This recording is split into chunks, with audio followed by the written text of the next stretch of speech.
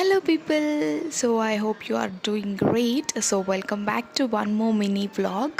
ఏంటి కొత్తగా నేను ఇంగ్లీష్లో మాట్లాడుతున్నా అని విచిత్రంగా చూడకండి. ఎప్పుడు అని కొంచెం డిఫరెంట్గా ఏమైనా ట్రై చేద్దాం అని చెప్పేసి అట్లా మాట్లాడినా. సో ఈరోజు ఒక రెసిపీతో వచ్చేసిన రెసిపీ వచ్చేసి బ్రెడ్ హల్వా.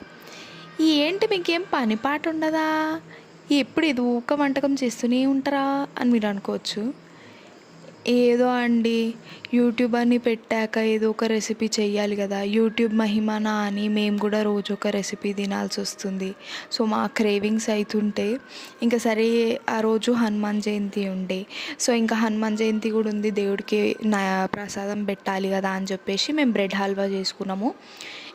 అది నెయ్యి డబ్బా కూడా సగంకి అయిపోయిండే, దాన్ని ఇంకా వాడిన లాస్ట్ మళ్ళీ తెప్పించిన. కానీ సరిపోలేదు, కొంచెం నెయ్యి క్వాంటిటీ కొంచెం ఎక్కువ అయి ఉంటే ఇంకా బాగుండేది. సో ఇక్కడ ఏం చేసిన అంటే ఫుల్ అది పెంక మొత్తం ప్యాన్ మొత్తం హీట్ అయినాక నేను షుగర్ వేసిన, అందుకే అది అట్లా వచ్చింది. తర్వాత ఇంకా మిక్స్ చేస్తూ ఉంటే అది ఇంకా నార్మల్ కన్సిస్టెన్సీకి వచ్చింది. ఫుడ్ కలర్ అనేది మీ ఆప్షనల్ అండి. నేను నా షుగర్ బట్టి నేను వేసుకున్నాను. నేను 1 కప్ ఏమో యాడ్ చేశాను అంతే, ఎక్కువ ఎందుకంటే మా ఇంట్లో మేము ఎక్కువ షుగర్ తినమన్నమాట. నార్మల్ షుగర్ ఉంటేనే తింటాము, ఎక్కువ స్వీట్ ఉంటే మేము పడేస్తాము. సో ఇప్పుడు ఈ స్వీట్ కూడా మేము ఎన్ని డేస్ తినాలో అని ఆలోచించిన నేను. బట్ బాగుండే టేస్ట్ కాబట్టి జల్దీ అయిపోయింది, నైట్ లోపు అయిపోయింది.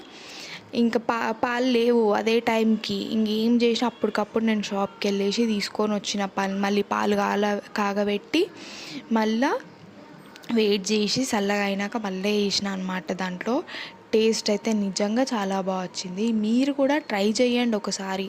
ఎప్పుడు నార్మల్ హల్వా ఇవన్నీ చేసుకునే బదులు ఒకసారి ఇలా ట్రై చేస్తే మీకు కూడా చాలా నచ్చుతుంది. అసలు నేను కూడా ఎందుకు చేసిన అంటే బ్రెడ్ మా ఇంట్లో ఖాళీగా పడుంది, అట్లనైనా ఖతం చేద్దామని చెప్పి నేను కూడా చేసిన.